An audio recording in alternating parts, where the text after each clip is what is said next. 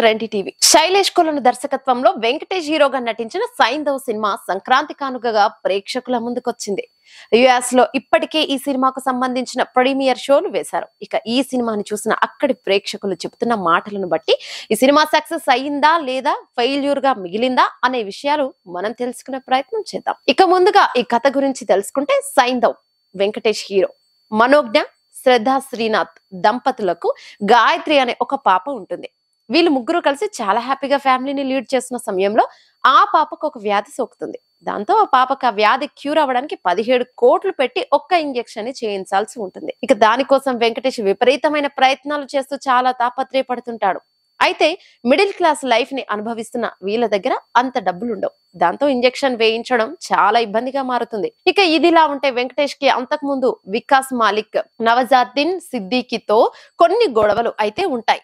ఆ గొడవలకి ఈ పాప వ్యాధికి మధ్య సంబంధం ఏంటి? వెంకటేష్ తన పాపకి ఇంజెక్షన్ చేయించి ఆ పాపని బతికించుకున్నాడా లేదా అనే ఇంట్రెస్టింగ్ స్క్రీన్ ప్లేతో ఈ కథ సాగనున్నట్టుగా తెలుస్తుంది. ఇక ఈ సినిమా విశ్లేషణ విషయానికి వస్తే, ఈ సినిమాని డైరెక్టర్ శైలేష్ కొలను చాలా కొత్తగా తెరకెక్కించాడట. ఇక ఈ సినిమాలో ఒక తండ్రి తన కూతురు కోసం ఎక్కడి దాకైనా వెళ్తాడు అనే కాన్సెప్ట్ తో తెరకెక్కించడమే కాకుండా చాలా ట్విస్ట్లను కూడా ఈ సినిమాలో పొందుపరిచి సగటు ప్రేక్షకుడికి ఎక్కడా బోర్ కొట్టకుండా ఈ సినిమాని నడిపించడంలో తను సక్సెస్ అయ్యాడనే చెప్తున్నారు. ఇక ఈ సినిమా చూస్తున్నంత సేపు ప్రేక్షకులు క్యూరియాసిటీతో సీట్ ఎడ్జ్ మీద కూర్చొని సినిమాని చూసేలా ఈ స్టోరీని డిజైన్ చేసినట్టుగా తెలుస్తుంది. నిజానికి వెంకటేష్ ఈ సినిమాలో సైకో టైప్ ఆఫ్ పాత్రను పోషించాడని చెప్తున్నారు. ఇక ఇది ఇలా ఉంటే, నవాజుద్దీన్ సిద్దికీ క్యారెక్టర్ కూడా చాలా ఎక్స్ట్రా ఆర్డినరీ గా ఉంటుందట. వెంకటేష్ కి పోటీగా నవాజుద్దీన్ సిద్దికీ చేసే ప్రయత్నాలు కూడా ప్రేక్షకుల్ని అలరిస్తాయట.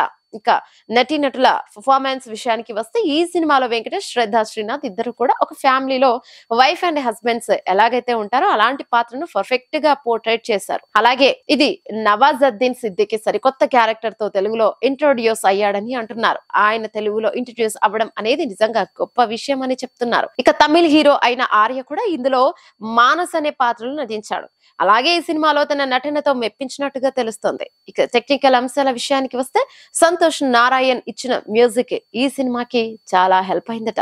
ముఖ్యంగా బ్యాక్గ్రౌండ్ స్కోర్ అయితే వెంకటేష్ కి పాపకి మధ్య వచ్చే సెంటిమెంటల్ సీన్స్ ని చాలా బాగా ఎలివేట్ చేసేలా ఉన్నాయట. అలాగే యాక్షన్ ఎపిసోడ్స్ కి ఆయన ఇచ్చిన బ్యాక్గ్రౌండ్ స్కోర్ చాలా బాగా హెల్ప్ అయిందంట. ఇక సినిమాటోగ్రాఫర్ మణికందన్ అందించిన విజువల్స్ కూడా ఈ సినిమాని నెక్స్ట్ లెవెల్ కి తీసుకెళ్లాయట. అలాగే వెంకటేష్ కి పాపకి మధ్య ఉన్న ఇంటిమసీని చూపించడంలో విజువల్స్ కూడా చాలా వరకు హెల్ప్ అయ్యాయట. ఇక ఈ సినిమాకి ప్రొడక్షన్ వాల్యూస్ కూడా సూపర్ గా ఉన్నాయని తెలుస్తోంది. ఈ సినిమాతో వెంకటేష్ మరొక సక్సెస్ ని తన ఖాతాలో వేసుకున్నాడు అంటూ యుఎస్ అభిమానులు చెప్తున్నారు. మరి ఇండియాలో ప్రేక్షకులు సినిమాని ఎలా రిసీవ్ చేసుకుంటారో తెలియాలంటే మరికొన్ని గంటలు వెయిట్ చేయాల్సిందే. ఈ వీడియో మీకు నచ్చినట్టయితే లైక్ చేయండి, షేర్ చేయండి, కమెంట్ చేయండి, సబ్స్క్రైబ్ చేయండి.